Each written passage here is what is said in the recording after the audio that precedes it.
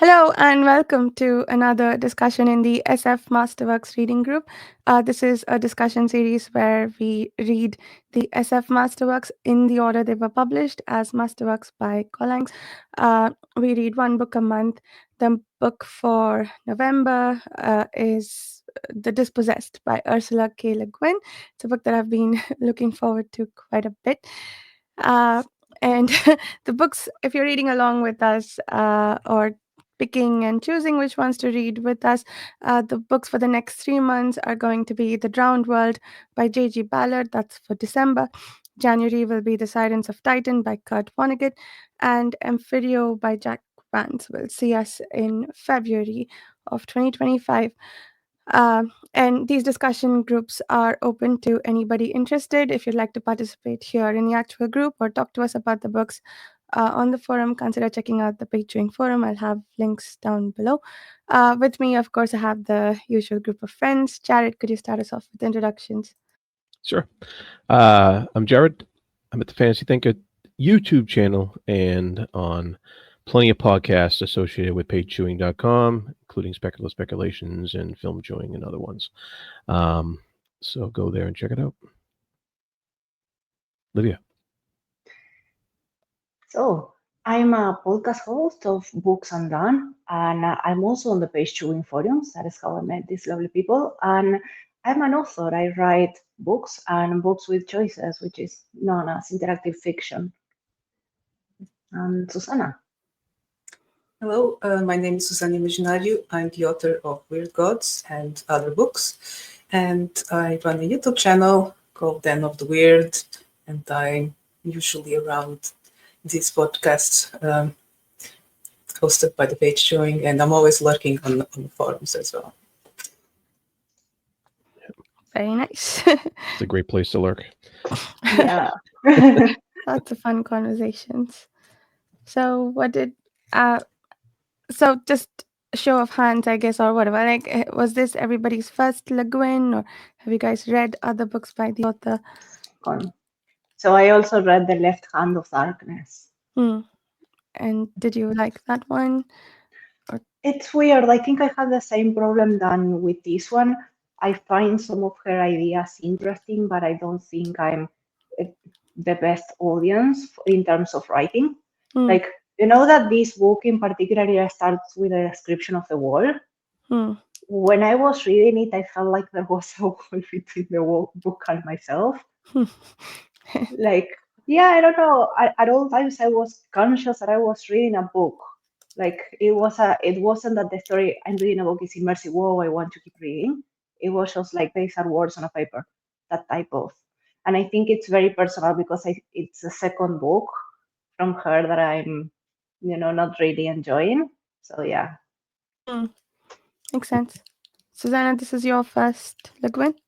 Yes, this is my first Le Guin. I was not impressed, to say the least. I was very disappointed. Yeah. My camera, it's just died. Oh. Moment. Oh, no. But you can still hear me, okay? Yeah, so it's just the camera. Yeah. Can hear you. I'll sort it in a bit. Carry on. Cool.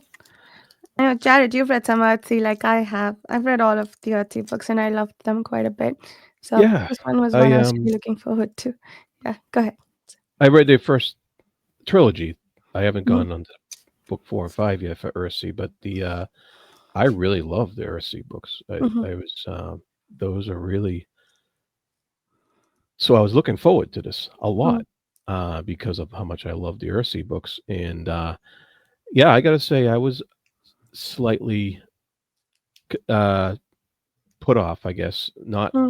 I didn't dislike it, but I was like waiting for that connection that I had with the Ursula books. I was waiting for that, and it just never really arrived. And this seems to be a what's the word I'm looking for? It seems to be a societal comparative analysis on paper, and I wasn't ready for that. I wasn't in the headspace for that when I started this book, and so it took me a while to get through it because of that. Fortunately, I didn't start it last night like some people here, but but um, but I made my way through it, and I think she's. I mean, I don't mind her style of writing, but I just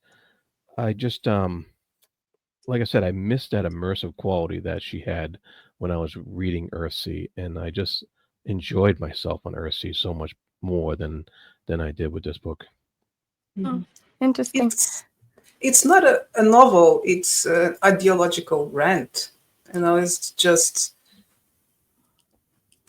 So Yeah. the plot, I think it starts like very late. So Shevek has an arc, and you know that it has like a past line, present line. It's, I don't know, the last 50 pages of Shevek's arc in the past line that actually tie up the story. So Hmm. it happens very late, very at the end. Yeah. And by that point, like it doesn't make sense what's happening on the present line, at least to me, Hmm. because you are really in that context. I'm not sure if perhaps reading all of the Anares chapters first and then reading the Horace's chapters so that you basically put it up in a sequential way will actually make more sense. Because the climax of the story, which is a key point for the character, the breaking point, it literally happens at the end in the last 50 pages of the book. So it's a Hmm. weird Yeah. sensation, yeah. I missed it. I Yeah. actually I'm really enjoying this book. I didn't finish it because I started it last night, like Jared said, because I thought this discussion was supposed to happen next week, uh, and I was putting off reading it. But uh, I so it's been hard for me recently to read books in large chunks. The most I can get through typically is 30 to 40 pages. I kind of had to read a lot of it because I started it yesterday, but I didn't it wasn't dragging me down. I didn't feel the need to put it down at any point. I was really enjoying it. Maybe I like the setting or the the thing the book is about. Like I discovered about myself recently that I love books about authors and uh, I guess people in publishing. I guess with this book, I discovered I think that I love books about physicists or maybe scientists in general. But I really enjoyed following him as a character, like reading about some of the difficulties he has with the academic world, which interestingly, even Mm. in what's the name of the planet? Anaris, that's where he is, the one I Yeah. actually know how to say. Uh, that doesn't seem too different from what I know some academicians struggle with in our world today. So it it's interesting. It just was a very interesting setting. I found it for I don't know how, but given the setting, like it seems impossible, but a very gripping read. Like I could devour the next 100 pages in the next couple of hours. Um, if I sat down and read it. So yeah, it's interesting.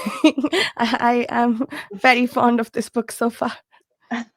Something that I found interesting in this book is that the first 50 pages or so, or the first half of the book, it presents like a very black and white setting. Like Anares is a utopia, and Oraces is a ugly dystopian place. And by the end of the book, she actually twists us up, and you get to see all of the ugly things that are happening in Anares and that there is no actual utopia, there is so much more and everything. And it's not so different in principle because you still have corruption, you still have power also presented in a different way because you have that whole discussion Bedap says about people and customs becoming the power rather than a government or an executive power. And you also have the prejudice that is affecting Anares so deeply, just as it is affecting Gorases. And I found that very interesting because she presents it in a very shocking, black and white way. And at the end of it, the whole purpose of the storyline is just to go back and tell you, like, no, there is no utopia. And I think that's why the book is actually called, or people refer to it as an ambiguous utopia, because by Hmm. the end of it, you get that twist. Mm. Yeah, and it's like I said, I have about 100 pages left, but I think she's already going there. She's sort of building up to it. It's sort of like the yin yang of Yeah. it all. Like there is a bit of Anaris in the planet's name, I don't know how to say, and there's a bit of Anaris in the other planet, and it's there are problems and things that work in both societies, and both societies tend to look at the other as black and white. So I feel like there's a lot of Yeah. nuance there in terms of how this utopia slash dystopia from the utopian's perspective was handled, and I thought it was very subtly done, at least as far as I got here. Like you said, it started with black and white, and it's sort of building up to, okay, it's not Yeah. it's not all great. Here are some problems with this, and you mentioned prejudice, Livia. I think the point of the story I am in, they really the people of Anaris really like to dismiss the people of, please someone help me with the name so I don't have to keep calling Or them us. Oris. Hmm. Okay. Yeah, uh Eurus, yeah. yeah, the people of Oris, they um as propertarians, they have all these labels for Yeah. them. So I felt this certain lack of kindness in their ideology and philosophy, which you would think, like, for a society that's built on quote unquote Mutual aid. utopic Yeah. principles, uh, would be compassionate and maybe empathetic towards their neighbors, even if they are disapproving of them. But it's the sense of moral superiority which ultimately, I think, leads to the need to dominate and exert control, right? Which, so they haven't really lost that aspect of it. And I think the build up to that, or the exploration of that aspect of the society, was really well done. Yeah, I liked what you said about the mutual aid because that's basically a fundamental principle of how NRS works. And it's also what gives them the most prejudice towards the other society. And it's not something that, especially when they have this whole crisis, the famine, I think on the second third of the book, that everybody is starving for a few years, and you get so much work. Everybody, every one of the characters, they do so much work in terms of helping others, going to work where they are needed, sometimes breaking up couples and everything, but they are still at a prejudiced lot against the others. Like they will label them, like you said, they will speak ugly, and they have all of these myths and theories and history that is 150 years outdated, and the same thing happens on the other side on Orases, because they also have a very outdated history. They don't exchange books, and they also have a lot of prejudice. And I thought that when I was reading it, that Lewin was perhaps also making a point in terms of nature versus nurture, because these are people that are born in a very different place, so different nurture, and there is a lot of emphasis on the education system, and it's very clear, but they are still the same, making the same mistakes, having the same mindset, even so that's why that discussion to me came to the forefront. Yeah, they seem to balance this. They seem to have this balancing act of being for doing something for the society and doing something for yourself, and Mm. like praising individuality, but yet if you do it too much, then you're an egoist. And so Yeah. it was that these the subtleties of their society wasn't it was something like it's a lot of unsaid rules, unwritten rules that they had to follow, and they're supposed to be a society who isn't subject to the rules like they are on Eurus, and so it was in some cases they were a little bit hypocritical, and in other cases they were they would do these things for their society. They would go to their postings and they would do that even if it didn't fit with what they wanted or even needed to do at the time.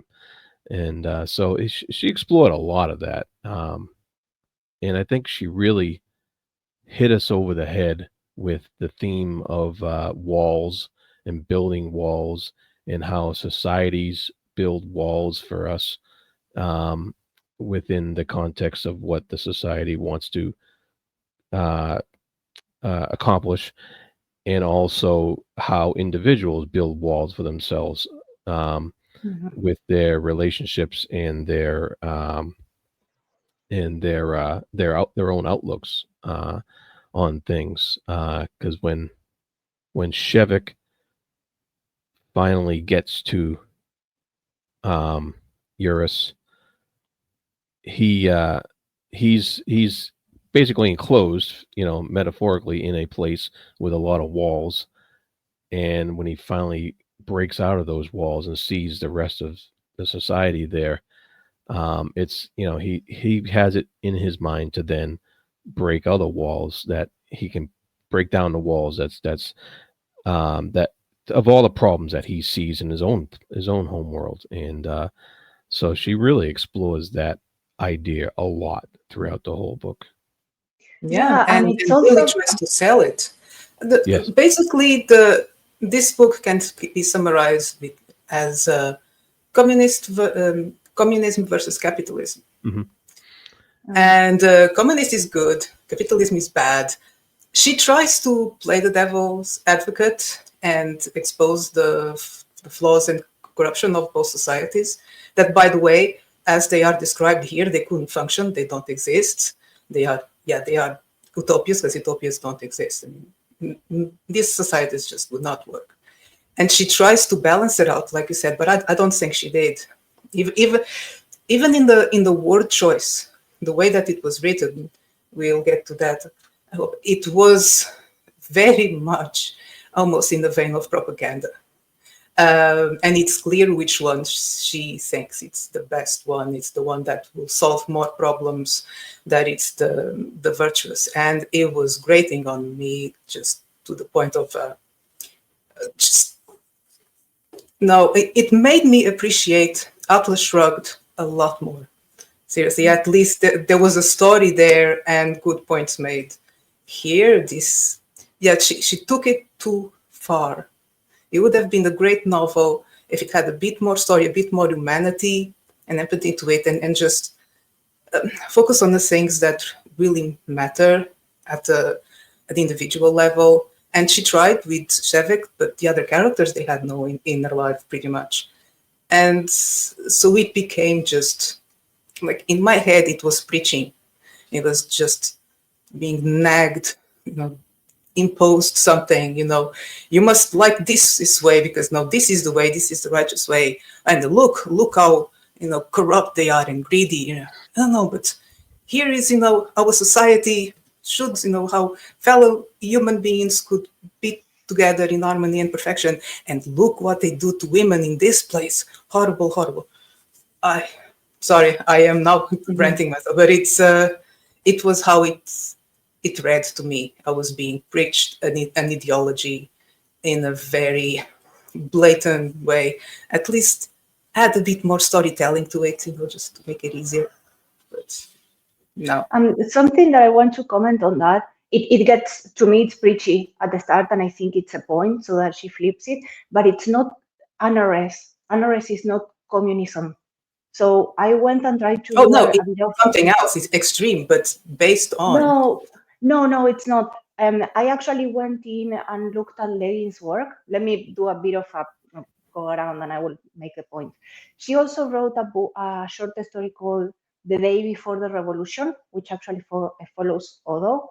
It's a short story, but when she published that short story in a collection that is called The Wind's 12 Quarters, she actually explained what she tried to do with Anna Rest. She said, I'm going to read the quote from Lewin's own foreword.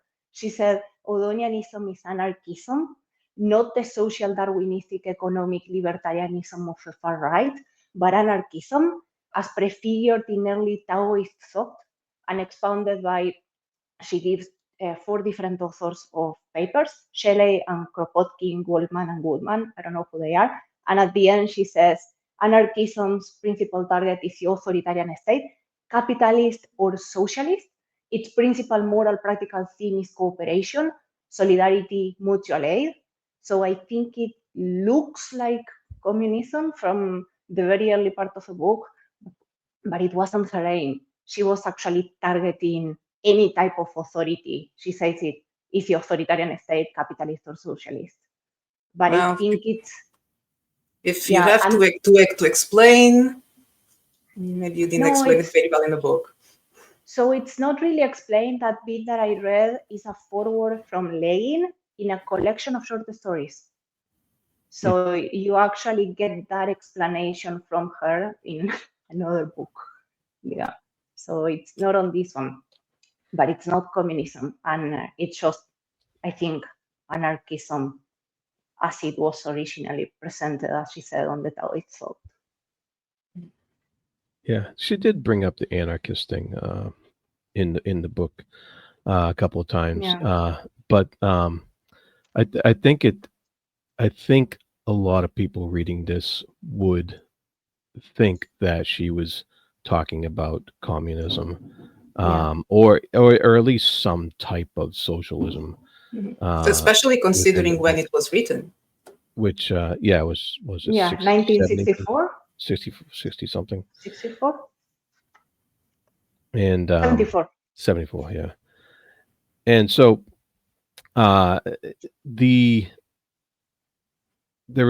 you could easily see how a lot of this could be conflated and confused as far as what type of ideologies she was expressing through the societies that she had set up with on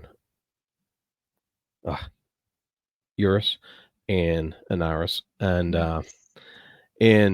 the because it was convoluted a lot, because she was throwing a lot of back and forth ideas and talk between characters when Shevik was speaking to various factions on one planet and various factions on another planet. It can definitely get convoluted with what he was talking about with them, because they were throwing all kinds of ideas at him, and he was kind of a passive observer of it all and wasn't really involved other than to occasionally try to get a paper published. And until the very end, where he was like, okay, now I'm going to try to break down some of these walls. And so I can easily see how people may be confused about what Le Guin was writing about here, because it is confusing, and it is convoluted if you want to read a novel that you want a cool story for, and you're getting a lot of ideology in like in an essay type fashion. And so I think that's what you have to kind of gear yourself towards, as if when you're getting into this book and what you're going to get out of it. And so I think like I said, I thought it was okay. I enjoyed a lot of the stuff that she was writing about, the back and forth between the different worlds and the back and forth between the different factions within those different worlds. And I thought that was really interesting, and how she was presenting that. Yeah, a little preachy in some points, but I wish it was a little more story based, because I wish the exploration of the societies in the worlds had a bit more consequence or higher stakes than philosophical ideology, and who was going to win an ideological battle, and rather than a high stake actual outcome that I think we had more of in Earthsea. And everything, like the highest stakes, everything related to that happens like in the last 2 chapters, when Shevek decides to action something regarding his research. I'm trying not to spoil for Russia, but It's No, it's fine. Go ahead and like so it's fine. so at the end, Shevek decides not to give his research results neither to Uras's nor Anares, and he goes to the Terrans and Mhm. asks them to send up a transmission with his research, so that everyone, including the Hainish, will actually get it. Like that is the highest stakes, because you have like Yeah. a huge fight at the end that the people from the lower Yeah. classes within RSS, they rise up. There is a whole police um, raid in there, but it's like literally the last chapter. Like it Yeah, but happens like very, very at the end. yeah, it's like finally, yeah, right at Finally, the yeah. end. And when it happened, it seems like so squished up, like it happened too fast. Like especially because Shevek is unconscious on a period of time, so suddenly he wakes up and he's somewhere else. And that's it. Really? But yeah. Wow. So there is a part he gets Yeah. unconscious, and then he wakes up and he gets told what happened. So it was very rushed, and you Yeah. get that He climax. gets told what happened. Yeah, Oh, there is blood. there is another part in which there is also like a skip, and he tells another person how he arrived there, because suddenly he's in the Terran embassy and not anymore on AIO, which was a country. But yeah, that I agree with Jarrod. But something that you mentioned as well, Jarrod, that I really liked is that everybody in this book, like every society, sees itself as a utopia and the others as a negative ones. And we have, because within Oroses, which is a country, which is a planet, sorry, we have several countries, and we have AIO, which is where he goes to the university. But there are also mentions of Thu, which is a socialist society, and they see that they are applying Udonianism, but they don't like Anares, and Anares doesn't like them because they still have authority, and there is like this whole cycle of everybody sees themselves as big society, the best in the world, and everybody else is not. And there is always that, as you mentioned, Jaro, that type of wall building against and fragmenting rather than actually, regardless of the principles that they have. And speaking of world building, you said it well. You mentioned country. It could easily have been two countries, or just even two kingdoms. You know, there was no need to be two planets. Does not make it sci-fi. Just pet peeve. Yeah.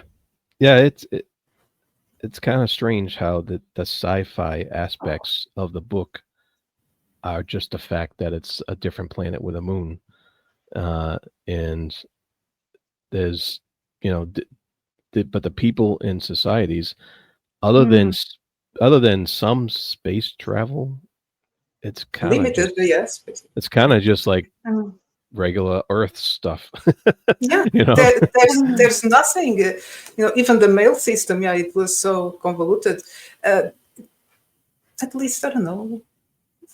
Yeah, there was nothing sci-fi-ish or even futuristic about it. No, nothing unusual, extravagant. It was just about the ideology. That was that. Yeah, Strange.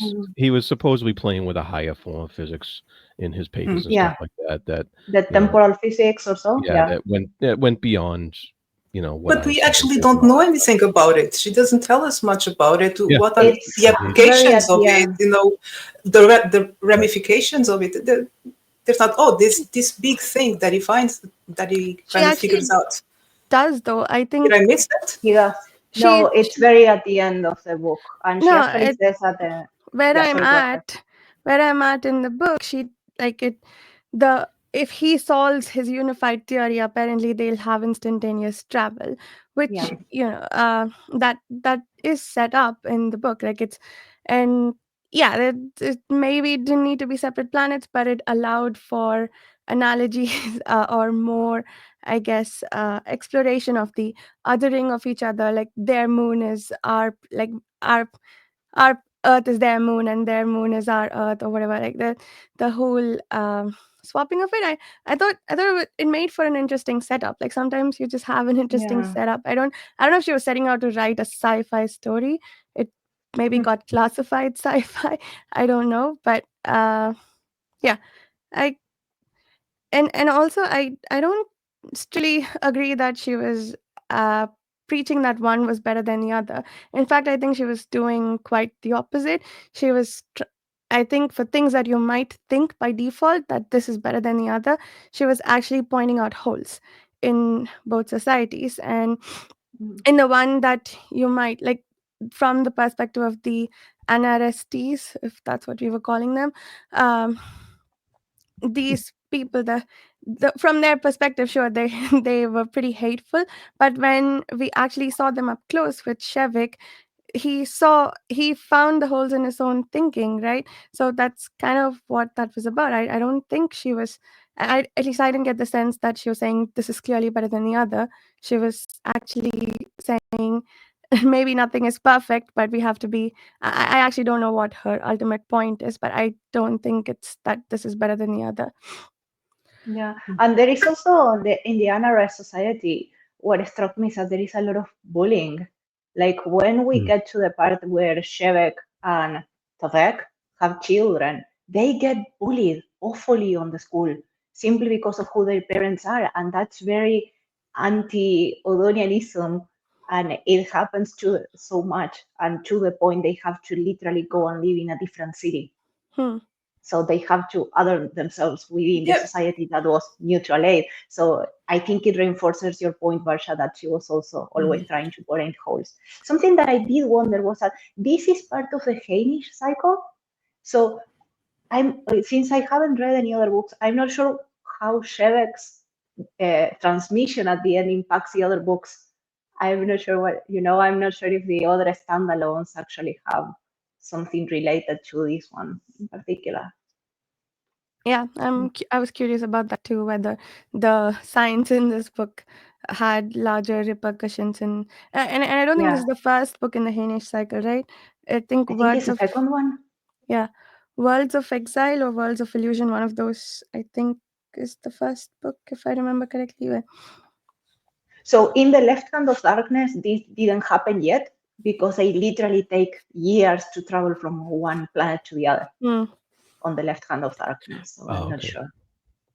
So this one clearly didn't happen yet by that point. Yeah.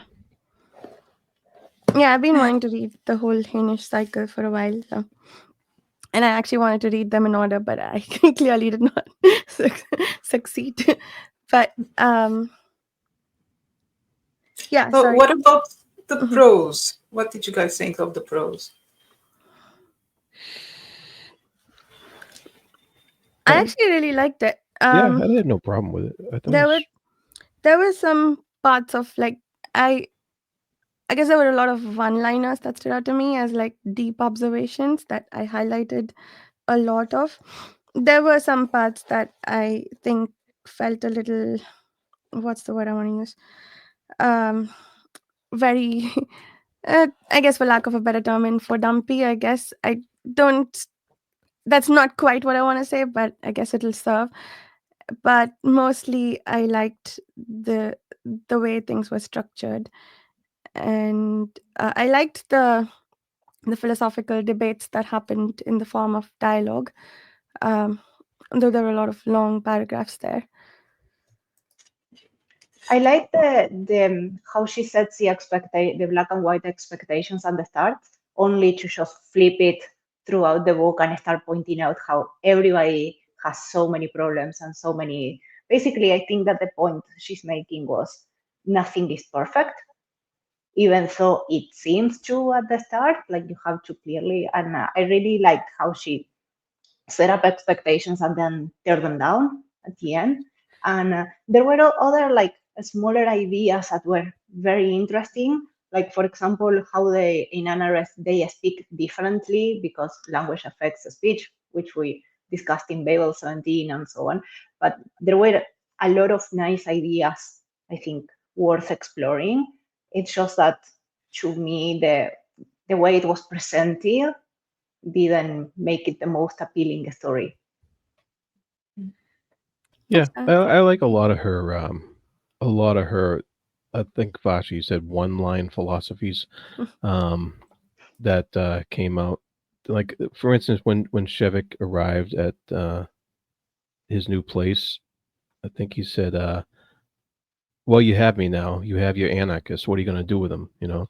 So it was a interesting quandary of um, that these people have a person from another society who has a different ideological viewpoint than them. What are they going to do with that, and what are they going to do with him? And so that it gives you something to think about, you know. And there was another line like, "Where then is truth? It's in the hill one happens to be sitting on," you know. So there's a lot of stuff like that in there to think about when she throws those lines out, and you think about them in relation to the character and the situation they're in.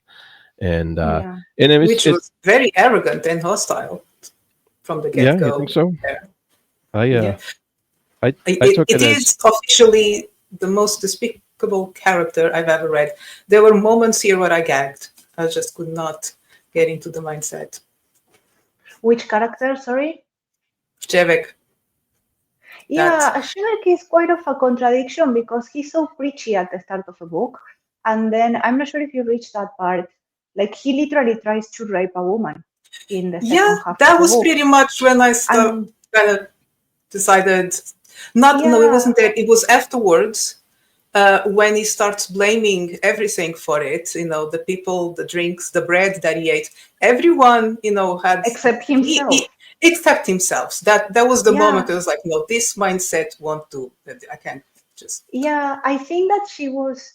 I also found that extremely jarring. That part that I was just like, book to the wall, fling him.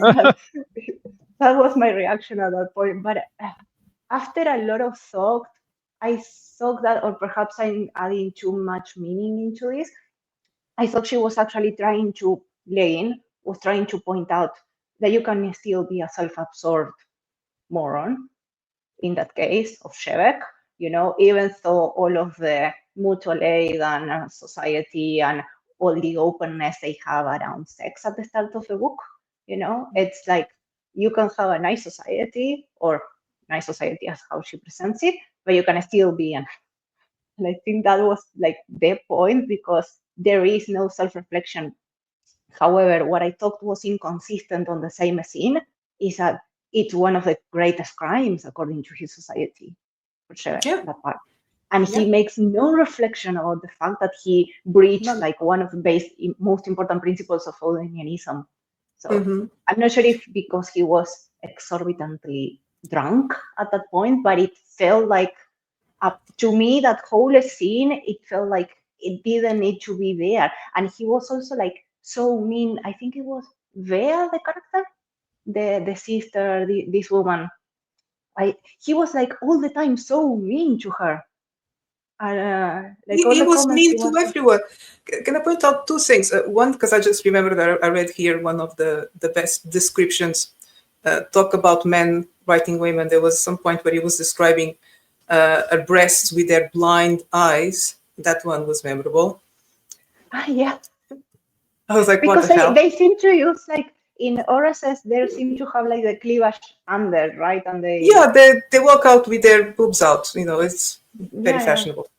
But his character, the level of sexual frustration, it was most like as if he was powered by it. And there's another bit I was skipping, and I kind of stumbled upon the word erection, so I guess that made me stop. And it's when he meets what's her name, his old companion partner, Tevrek or something like that. Tevek. Yeah, and he starts describing her, how she, how she aged and lost the tooth, and the hair no longer had the shine, or this and that. It's like the most appalling description. You would never describe someone you love that way. And then it shifts to her point of view, and she noticed his desire, and I was like, did I skip something? And then no, it's just, and then he had to subside his erection. And that whole scene, that encounter between the two of them, was so cringe and so wrong on so many levels, because the way he was describing her, what desire, where did that come from? I don't know. See if I can find it because Yeah, but there is a part in which she makes like a one line flash forward and describe, and Tabek says something like when the passion has already worn out and they were old, and basically she was ugly and clean. It was a bit jarring and also unnecessary because I don't yeah, reach that time, so they don't age in the book past that. So that comment was yeah, it completely just off. came out of the It blue. was weird. It was at page 261. It starts at the end of 260 and then Have the 261. same edition. Let me see.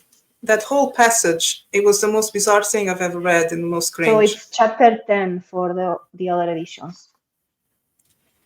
Oh, yeah, I completely stopped after that. But Yeah, the part that says Shevek saw clearly that Takver had lost her young grace and looked a plain, tired woman near the middle of her life. He saw this more clearly than anyone else could have seen it. He saw everything about Takver in a way that no one else could have seen it from the standpoint of years of intimacy repetition. and years of longing.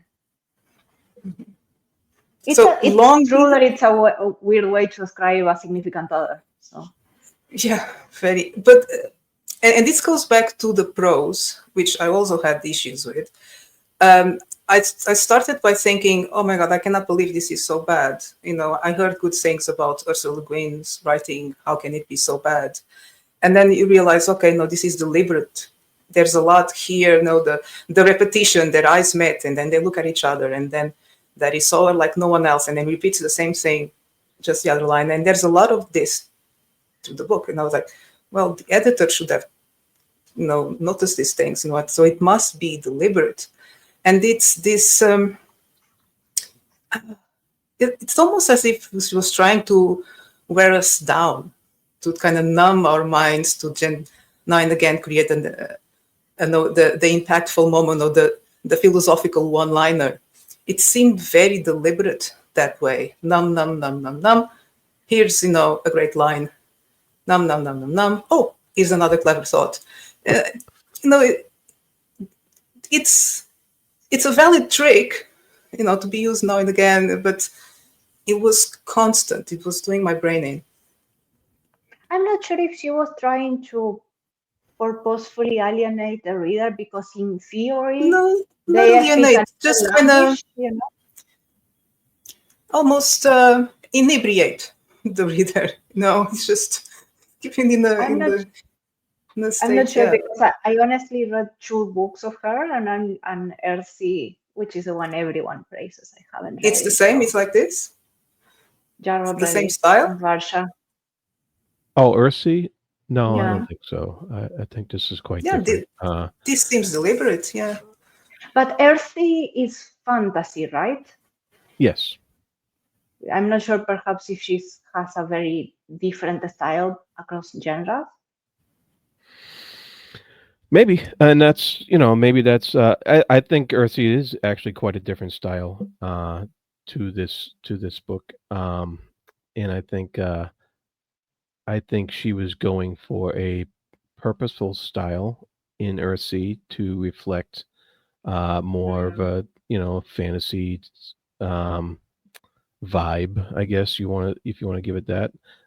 She was definitely a big fan of Tolkien, and you can see that influence in her Ursula writing. But she also had Ursula, the first one, The Wizard of Ursula, was a coming of age tale, and it had that not just fantasy aspect to it, but fairy tale-ish fantasy aspect to it.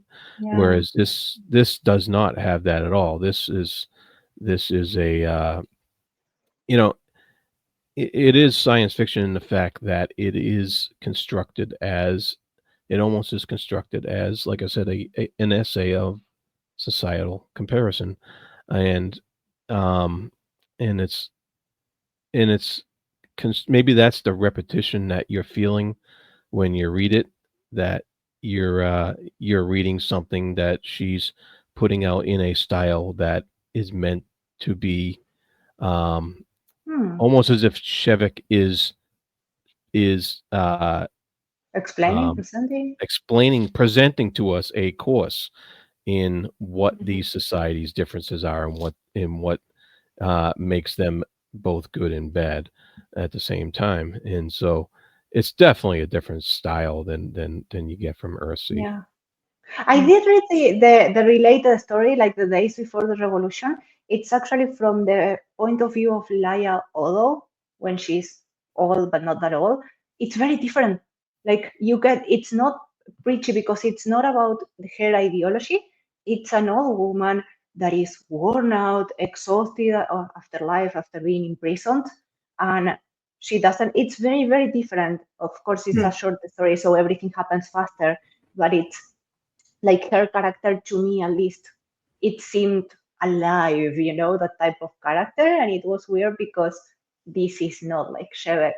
It was like the beginning of the book, as I said, it has a wall and I couldn't get through it. Like I couldn't get into the Yeah, characters, but yeah, the other story was very different. So it may be Jarrod, as you said, that she was going for a deliberate style on this one as well. yeah. No, so she definitely has the skill to do what she wants to set out to do. Uh, Mm. so yeah, I don't know. What do you think, Basha? Yeah, I yeah, I think it does feel very deliberate, like she knows exactly what she's doing and knows what the effect she wants is. I don't know if said effect she wants is inebriation of the reader, but um, I, it does feel deliberate and like she knows what she's doing, and the and I feel like even the parts that feel sort of info dumpy, she put them there for, like that's how you get that kind of exposition out perhaps. And yeah, and you mentioned Atlas Shrugged. I didn't finish that book. I DNF'd that one at one particular scene, but it interestingly this also reminded me a little bit of Ayn Rand in the sense of like she has a particular ideology that she seems to be meeting out through the book, but overall, I didn't feel like she was espousing one particular ideology more than the other or saying this is good, this is bad. I did not get that impression at all. It felt more like what you said, Jared, comparing two societies, Yeah. and neither is clearly the winner, and Mm. even though it may seem like it. Well, I didn't read to the end, so the almost half I read was very, very leaning on the good and bad. Mm. You say that it shifts toward the end? Okay, It I hope shifts. so, because It shifts, but I think even as early as the first Anaris chapter, I think the groundwork is laid for that. Like when Yeah. Shevik does something like what to me looked perfectly harmless for a child to be doing, like when he talks about, oh, the rock will never hit the tree. And the teacher apparently gets angrier and angrier and says, you're egoizing, you're not sharing your knowledge, And you're he just shuts showing them off down. that you're so Yeah. clever. I think that is not a comfortable society for a child to grow up in. So I, even as early as that, she's not saying this society is clearly better than the Hmm. other. um so yeah, like I think that in some cases she's very clearly saying, hey, look, this is a problem. In other cases I think she's just describing situations that feel problematic, that you can read into as, okay, Yeah. this is not the makings of a perfect society. So sorry, I think I digressed. We were talking about the writing style, and yeah, I do agree that she probably knew what she was doing. I don't know enough to say one way or the other, but I rather enjoyed it. Like I said, like I found this book eminently readable. I appreciated. I didn't agree with any particular ideology, but I appreciated the general form of what she tried to do, which is to really say, even in like the Anare society, which apparently is ideal, as long as they have this feeling of superiority, this place where they other people from the other planet, Yeah. I think the foundations that the society is built on is still uh, could still have rot in its core, and I don't know if things break down towards the end, but at least there are things that are not great about the aspects of society that we explore. So I appreciated that quite a bit, where she's basically inviting us to think before passing judgments Mm. based on names of ideologies. that where you think there is rot, maybe there are good things happening. Where you think that everything is perfect, maybe there is rot in the core. And for that central theme, I think the notion of walls, I really appreciate it. So yeah, it worked for me. The book. That's all. Something that when you were talking, something you got me thinking, like I did a mental comparison of this one and The Left Hand of Darkness, and there is a very marked different style. So in principle, they are both the same, like an exploration of a society. But in this one, it's like you follow a person from the society that is definitely the most different to the reader. In The Left Hand of Darkness, you have one stranger from a society that is very similar to the reader going into a very different society. So you get to read all of the cultural clash, that person has as he read, and that makes it, I think, a bit less infodumpy because people has to explain to him how things work, and he has to figure it out. And there is a lot of that exploration, so it's a bit perhaps more guided. Um, I think, as you said, I think that perhaps she was going with that to perhaps encourage that clash of it's perfect at the start, and Shevek thinks it's perfect, and he's the only unreliable narrator that we get, only to perhaps destroy that unreliability and show the reader a bit of reality when Shevek finds out the road at the core. It's like. Yeah. And in fact, the first perspective we get of, oh, everything is so great on Anaris is from Shevik's point of view, because he thinks he's going into this degenerate society that his people hate. But the first instance we get that is not from his perspective, that's not touting how great their society is. And, they're also sort of, maybe indoctrinated is too strong a word, but they are sort of hammered into this thought process that what they have is brilliant and this is how they should be. Well, indoctrinated is the word.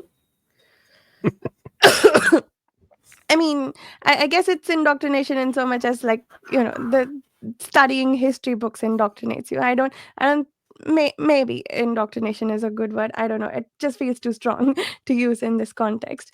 But something like it, a milder form of indoctrination, I guess, is what the kids go through when they are told, hey, look, those people, evil. You don't want to be like them. You are good. And that sense of moral superiority is what Shevik brings with him in that first chapter, and I think for several chapters later on. But the very first few instances we get of the other planet is like, okay, what is he talking about? That doesn't seem like a good. He doesn't have his mother, which is fine. He seems to have had a good childhood, regardless, and maybe that's a nice thing that it does or does not impose on society, that the family unit is not prioritized over the societal unit. But again, we are, I think, very much invited to think about it rather than being told that this is better than the other. And I suspect that everybody will come away with different opinions on what parts of the society they like or agree is a good thing versus not. But the fundamental thing I think that the book does, like the books that I tend to like in this series, is make you think, which it did to me quite a bit. I forget how we got here though. And you were mentioning about the Shevek, but also I think he's extremely unreliable. And as you said, the first chapters that we get of him in Anares, I think he's like 11, 12 years old or even younger. So it's not like a person that's going to have the greatest understanding of his own society. And something about that point, there is a very, very small tertiary plot about his friend that writes a theater play, and then he finds out that he got scorned and he got sent basically to an asylum or something like that. And I think that's a perfect demonstration of censorship and how they don't self-reflect, like this society doesn't self-reflect. And it's part of that, let's build it up as perfect and then destroy it and show up all the ugliness that society has. Because when they find out, when they meet again this person, he's very traumatized, he's very different, and he's literally obsessed over this theater play. So the society that was based on mutual aid failed this person, this character, like extremely. And it's a I think, a very small plot line that brings that reflection again over itself and the society. Yeah, exactly. That one stood out, and so did, I guess, the professor and Sabul was Civil, that his yeah. name? That was Yeah. sensory humor.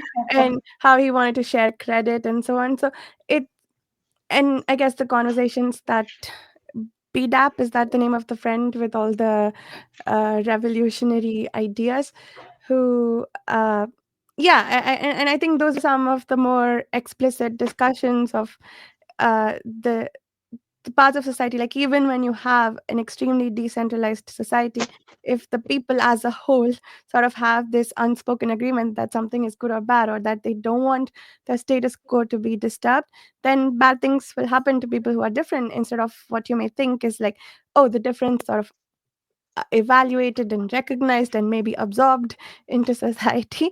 They are sent into the asylum apparently. Yeah. And whether, I don't know if that's what will happen in a society that is built in that manner, but I think the larger point there is, both the bad things in both sets of societies is due to a lack of introspection in some form, right? Like, or sort of the unwillingness to change perhaps. Yeah. And um and that's the key. Like, you can have a good society built on this basis or on that basis, but as long as you start, and I think there was a line in there somewhere about how children are just repeating the philosophy without understanding it, and this, the word of the law versus the spirit of the law, etc. And what was I going to say about this? Yeah, I think there is something else that needs evaluation, not the actual, like, Mm. philosophy itself, perhaps, is the point.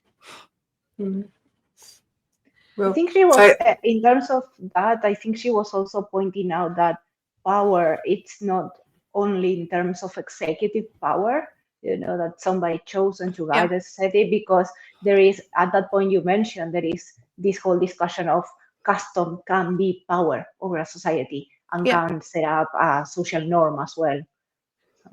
Yeah, exactly. So the custom or tradition, or this is the basis of the philosophy, or the use of certain words in the language to exert superiority or get rid of things that make you uncomfortable, like stop egoizing. Maybe nobody who's using that word really understands what it means, or maybe is someone's not egoizing when you tell them to shut up and stop egoizing. So yeah, I think they had a lot of very interesting situations there that were explored in the book. Sorry, Susanna, you were going to say something. Oh, I was going to say that I didn't get the impression that she was. I mean, I got the impression that she was trying to portray as a good thing, but I picked up on all those discrepancies that had been told as if it was a good thing, and I was just shaking my head, no, no, no, no. And there's a remind me of a bit here, talking about egoism and how they change the possessive terms. So Yeah. again, that makes me very angry. But there was this line where they were talking about how women were by nature egoists because they had to carry the baby for 9 months. So of course they were going to be possessive or something like that. And I was face palming as I can't believe this. So a society that is, where socialism is taken to that extreme, that's what I mean. It can't function.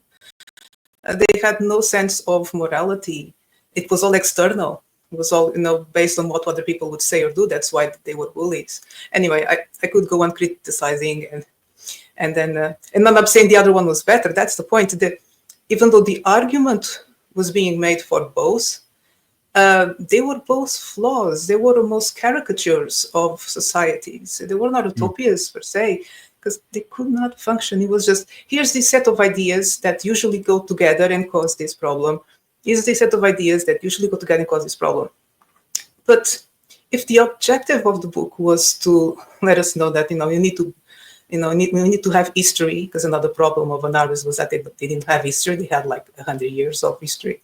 That they had nothing else to compare themselves to through time or even other societies apart from Horus. But it's not a matter of breaking walls. It's all very good, the dangers of building a wall in the first place. But when you have societies like this, I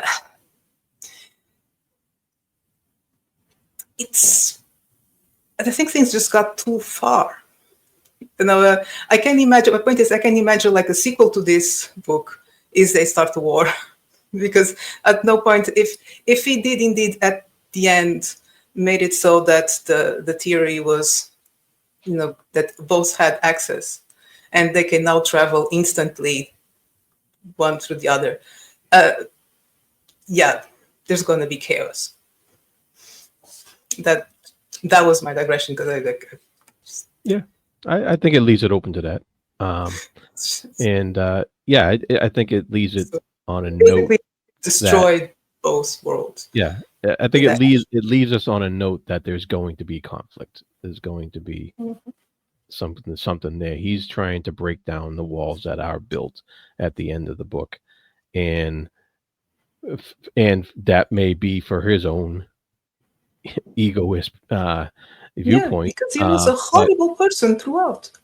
But he also, it's a balancing act, because he also recognizes all the problems that are going on in these societies, and other people agree with him and other people may not, and that's going to lead to conflict. And I think that, I don't know if there is if the another book explains what happens after this book, but there is definitely that leading you to the water of conflict that's going to eventually come about, because of the help he got going back to his world from other sources other than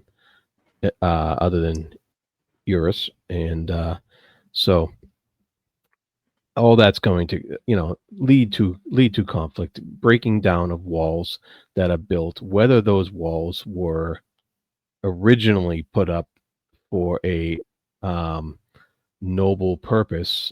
They eventually were ignoble in their application, and so that's where conflict comes in, and it's gonna happen. If anyone reads it, please let us know. And I have a question for you all.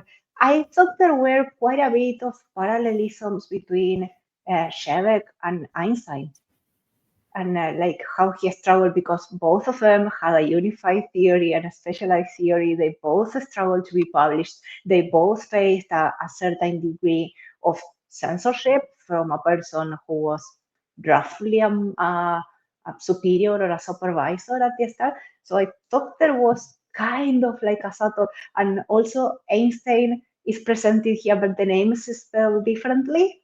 And because Shevek actually reads the Einstein's work. So not sure. That's a question that I have for you all. If you also talked about those parallelisms. I read somewhere, or at least I thought I read somewhere, that he based Shevek on Oppenheimer. Yes. Oppenheimer. Yes. Interesting. Sure. But I noticed Einstein, the reference, which makes sense, a little insert. Yeah, his name was spelled differently. Like I had to try to pronounce it to realize who she was actually mentioning. A little bit sci-fi, because it kind of shows us that it was sometime in the future, so yeah, so far out that the name kind of got changed. So those are cool things. More of this, please. Would have been a much better story. So for what I Googled, in terms of chronological order, the next one that follows this one is also Sci-Fi Masterwork. The word for world is forest, and is after they invent the Ansible, which is actually what Shevek is trying to do here. So perhaps in that one we may find out once we reach it. I'm not sure which year of the Sci-Fi Masterworks is. When we reach it, perhaps we may find out. Yeah, the after effects of the unified theory. Yeah. Nice. I like the names of the theories in the book too. Like they weren't quite the theories from our world, but maybe the simultaneity one was supposed to be quantum mechanics, and the sequencing one was supposed to be the, I guess, no classic mechanics. And well, that was pretty cool too. Any Yeah. other points about this book? Nope, I think we're good. Nice. No, I could rant for hours, but it's not worth it. I was just very disappointed with the book and with the writing style. I had a very different expectation and, well, idea of a word. Like the word for the world is forest has been on my TBR for years. Now I'm a bit less inclined to get there, but I'm glad I read it and I appreciate these discussions as motivation and also catharsis. Because it's like what, and Yeah, it's always good to listen to different perspectives and yeah. I'd be interested in some of the other books just to see if it gives me a different perspective on this one as we go forward. But we'll see. Nice. So the word for world is forest is number 137 in publication order of the Masterworks. Oh, So so it's Well, a in 10 long years. way. 2030. only a Yeah. decade away or so, right? Yeah, More. something like that way. I'll probably forgotten about this one by then, so I think it's okay. It's fine. Yeah. We have a spreadsheet to remind you, but don't look it up before reading. And if you're reading along with us, maybe no, in 10 years we'll get to the word for world is forest. But meanwhile, the books for the next, we have to do outros first. But let me finish because I started this. Uh, the next three books, once again, are going to be The Drowned World by J.G. Ballard, The Sirens of Titan by Kurt Vonnegut, and Amphirio by Jack Vance. Consider joining us for one or all of these. Jared, could you start us off with outros? Sure. You can find me at the Fantasy Thinker YouTube channel. You can find me at Speculative Speculation Podcast and other fine podcasts associated with pagechewing.com. Livia. Yeah, and you can find me as Livia J. Elliott almost everywhere: X, Blue Sky, Threads, Instagram. And if you sign up to my newsletter, liviajelliott.com, you can get a free ebook for my book, The Genesis of Change. And my podcast is Books Undone, everywhere where podcasts are published. And you can find me on X, on my YouTube channel, Den of the Weird, or you can instead find my books pretty much everywhere where books are sold, mainly Amazon. There's a new one coming up next month, a retelling of the myth of Theseus and the Minotaur called Asterius. So check it out. Very nice. Yeah, and you can find me on the YouTube channel Reading by the Rainy Mountain. I have been behind on posting these episodes on my channel, so check out the previous episodes on Jared's and Susanna's channels if you are looking for the ones from the last couple of months. I will post them up on my channel in the upcoming weeks. Yeah, and you can find me on the podcast Speculative Speculations, which also is open to anybody interested to join the discussions. Consider checking out the Patreon forum for these or any other reading groups. Yeah, and thank you so much for listening. We'll see you next month with the J.G. Ballard book. Bye.